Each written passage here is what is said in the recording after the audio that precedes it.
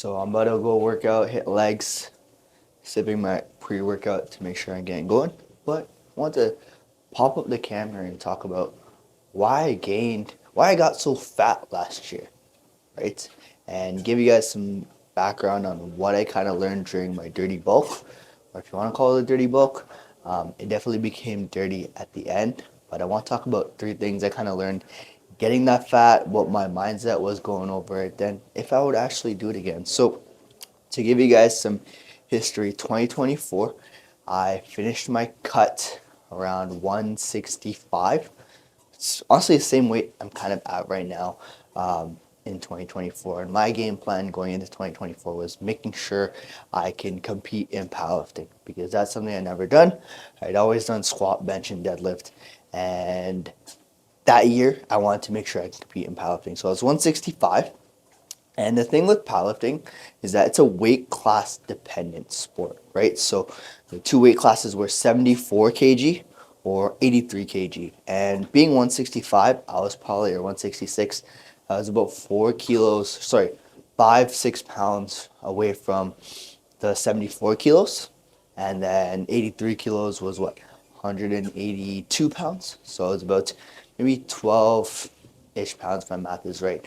From where that was, right? So I'm kind of in the middle of these weight classes. And the last thing I wanted to do after cutting was continue cutting and get to this, start competing at a leaner body weight, especially for me going forward. As a lifter, you want to sort of increase your muscle and size over time. So I didn't want to spend this time cutting, which wasn't a long cut, but being at 165, it did feel small. I wanted to make sure I can maximize my strength as much as possible. So going into my first competition, my game plan was to honestly just put as much strength inside as possible as I go into this prep. So from February, the end of February or mid-February, all the way up until my first competition, I signed up with my coach, Stu from Kodiak Barbell, and we kind of talked about it, and we figured that gaining weight at about a pound a week would be a good sort of starting point. And that's what I've kind of heard is that if you're bulking, you want to make sure you're gaining weight at 1 pound a week. And that's what I did, right? It wasn't the greatest quality of food sometimes. I was making sure to get my steps in. I wasn't doing a lot of cardio at that time. I was training 4 times a week, which is more than enough. But as I went through it, I gained my weight from 165 when I competed in my first competition on the first week of May.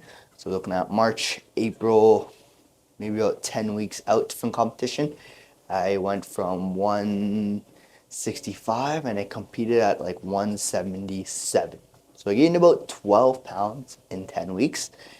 And even then, I did feel fluffy. I remember going into my first competition, my stomach was hanging out on my shirt a little bit stronger, but I've been making crazy strength gains in terms of what I was actually doing with my squat, my bench, with my deadlift, and things were going up. And it also made sense because I was finally giving these lifts the powerlifting priority they needed, right? So as I got up, competed at like 177, 179, and then from there all the way up to my second competition from May to October, which is about June, July, August, September, October, 5 months. I steadily put on a little bit more weight. I think I got all the way up to 184, right, which is a pound or so above my cutoff. And that was another 6 pounds in about 5-ish months. So it was a lot slower during that. The food quality wasn't the greatest. And over that time, I got significantly stronger, right? And yes, like the gains did start to slow down a little bit, but I felt really good going into my training for the first half. Things were starting to feel good. I enjoyed myself quite a bit, and I was the strongest I'd ever been, right? I was benching the most I've ever benched. I was deadlifting the most I've ever deadlifted. I was squatting the most I've ever squatted, right? And going into that competition, I did put up my strongest, not my strongest bench, but really close to it. I did put up my strongest squat, and going into my deadlifts, I tied my all-time deadlift PR, but in competition. And that competition as well, I remember it. I actually got really, really sick the night before. I got like stomach flu, I had a cold and fever. I was on so many meds going into that competition. So the fact that I did that on that was really, really solid. But I ended up gaining about 164, 20, give or take 20 pounds over the course of February all the way to the end of October. So looking at about a 9 month span. Was it worth it? Was it worth it? And would I do it again? I think my number one takeaway from that was that I don't think I would do it again. And my whole process was you got to get big, you got to eat big to get big, and that's what's going to maximize muscle. And for sure, now looking at my physique at 165 now or 166 compared to where it was in 2024, 166 then, it was definitely, I feel a lot more muscular. Even my body fat looks lower now compared to a year ago because I built all that muscle, or not all that. There's a decent amount of muscle, but I've also been cutting from mid first week of November to now is the first week of March, right? And I've dropped a significant amount of body fat, and I'm not saying cutting is easy, but cutting is relatively straightforward for myself, especially as someone that's done it over and over again. With that being said, if I had stayed leaner earlier, I wouldn't be in this position where I am trying to get all this fat off now. And I still have another about 5, 6 weeks left before I think I get to a position where I'm 10% body fat, I have my abs, and feel good. But my biggest takeaway is that number one, you do need to gain weight to add size, and especially muscle if muscle is your gain. You cannot try to get stronger and put on more muscle in a calorie deficit, especially when you have not the greatest genetics. As someone who I 100% believe I don't have the greatest genetics, but that's not the thing that matters.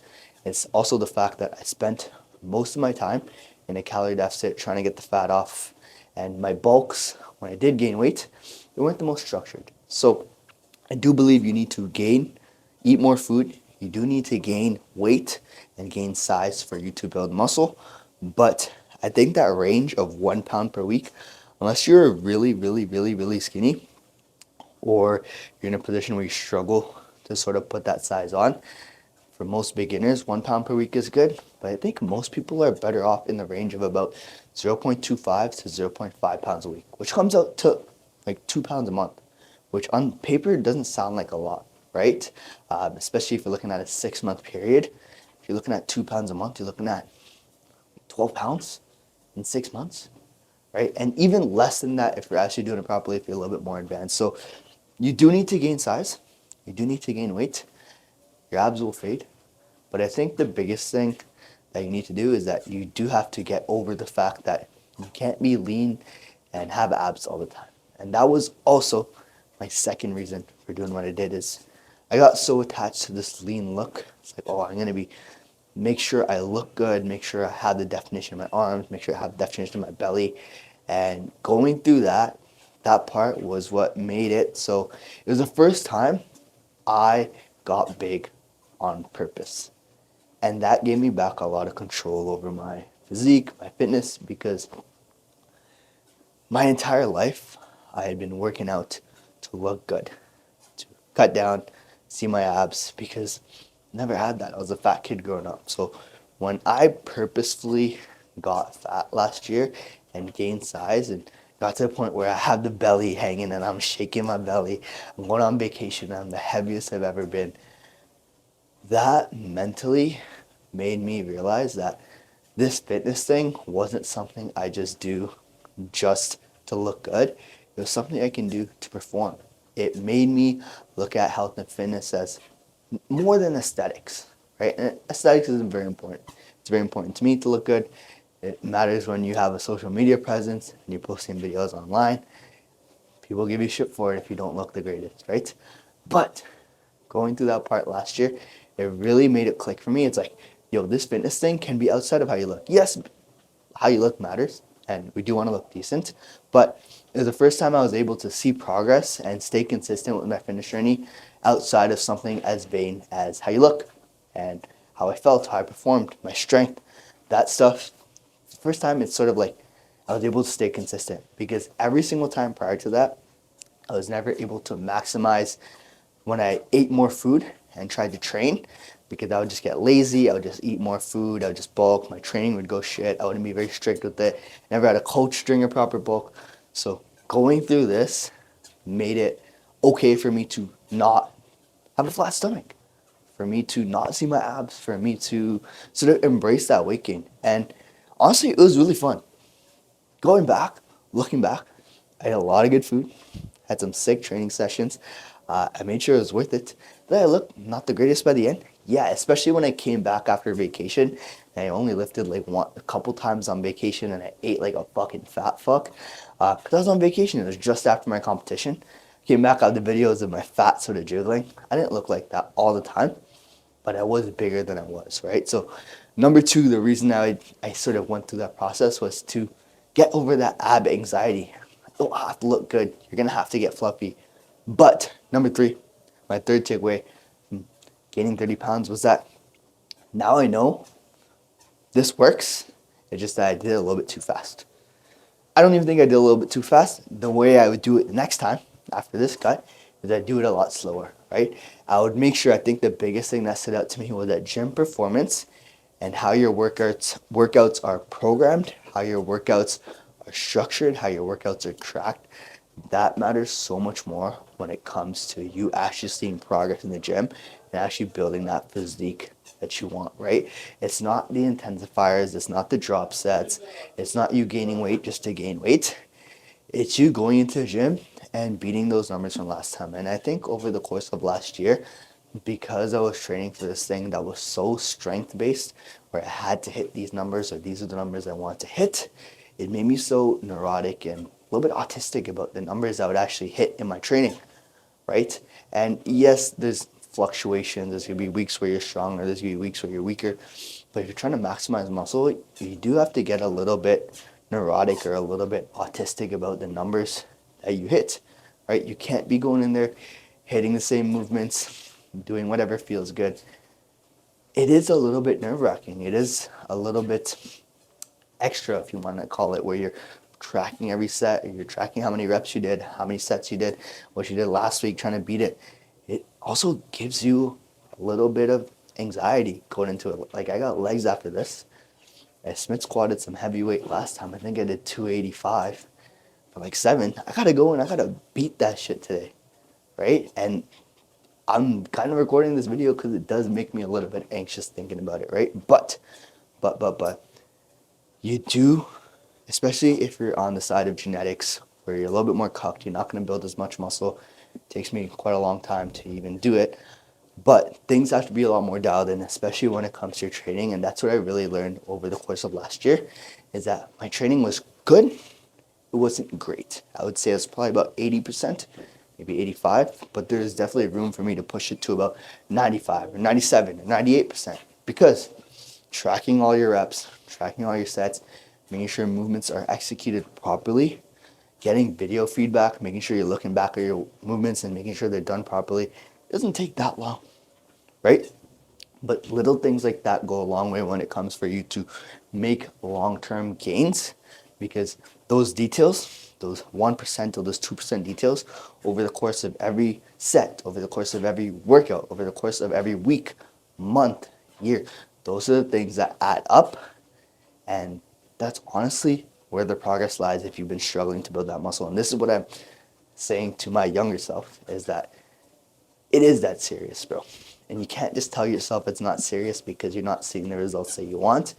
If you actually want to take it to that next level, you are going to have to dial in with your nutrition. Your protein intake is going to matter. Your food quality is going to matter.